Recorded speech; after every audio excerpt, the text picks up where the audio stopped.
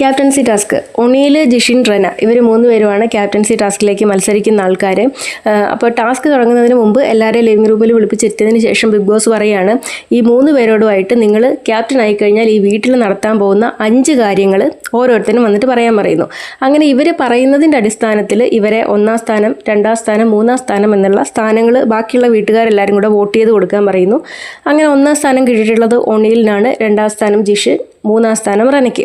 ഈ സ്ഥാനത്തിൻ്റെ അടിസ്ഥാനത്തിൽ സമയത്തിൻ്റെ ആനുകൂല്യം ടാസ്കിൽ ലഭിക്കുമെന്നുള്ളത് ബിഗ് ബോസ് പറയുന്നു. അതിനുശേഷം ടാസ്ക് തുടങ്ങുകയാണ്. സ്റ്റിക്കി നോട്ടിൽ ക്യാപ്റ്റൻ എന്നുള്ളത് ബ്ലോക്ക് ലെറ്ററിൽ എഴുതിയതിന് ശേഷം ബോർഡിൽ കൊണ്ടുവന്ന് ഒട്ടിക്കുക എന്നുള്ളതാണ് ടാസ്ക്.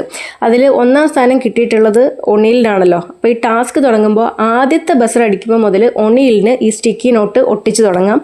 2-ാമത്തെ ബസർ അടിക്കുന്ന സമയം മുതൽ ജിഷിന് സ്റ്റിക്കി നോട്ട് ഒട്ടിച്ച് തുടങ്ങാം. 3-ാമത്തെ ബസർ അടിക്കുന്നത് മുതൽ റെനയ്ക്ക് ഒട്ടിച്ചു തുടങ്ങാം. അപ്പോൾ അവസാനം ഒറ്റ ബസറാണ്. തുടങ്ങുന്ന സമയത്ത് ഈ സമയം ഏറ്റവും കൂടുതൽ സമയം കിട്ടുന്ന അപ്പോൾ ഒണിയിലിനാണ്, 2-ാമത് ജിഷിന്, 3-ാമത് റെനയ്ക്ക്.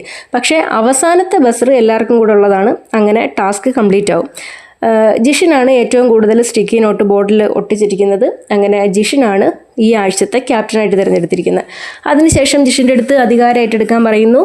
ഈ ടീം ഡിവൈഡ് ചെയ്യാനായിട്ട് പറയുന്നു. അതിൽ കിച്ചണിലേക്ക് അനുമോള്, അഭിലാഷ്, നെവിൻ, സാബുമാൻ. അനുമോള് വീണ്ടും കിച്ചണിലേക്ക് വന്നിരിക്കുകയാണ്. വെസലിൽ നൂറ, റെന, ഷാനവാസ്, ഒണിയിൽ. ഫ്ലോറിൽ അനീഷ്, ആദില, ലക്ഷ്മി, ജിസേല്. ബാത്റൂമിൽ അക്ബർ, ആര്യൻ, ബിന്നി.